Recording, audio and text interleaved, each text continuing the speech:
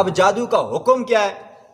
تو جادو کا حکم یہ ہے کہ جادو کرنا حرام ہے، جادو کرنا حرام ہے اور گناہ کبیرہ ہے۔ اللہ کے پاک پیغمبر نے حضرت ابو ہریرہ رضی اللہ تعالیٰ عنہ کو فرمایا 7 ہلاک کر دینے والی چیزوں سے بچو، ان میں سے ایک جادو بھی تھا۔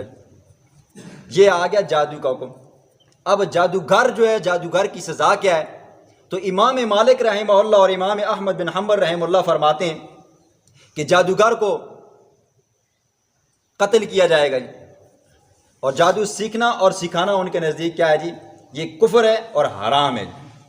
امام ابو حنیفہ رحمہ اللہ اور امام شافعی رحمہ اللہ اور جو باقی ائمہ فرماتے ہیں جادوگر کے بارے میں دیکھا جائے گا، جادوگر اگر اس کے اعمال کفریہ ہیں اور اسی طرح اس کا عقیدہ کفریہ ہے تو تب اس کو کیا کیا جائے گا جی؟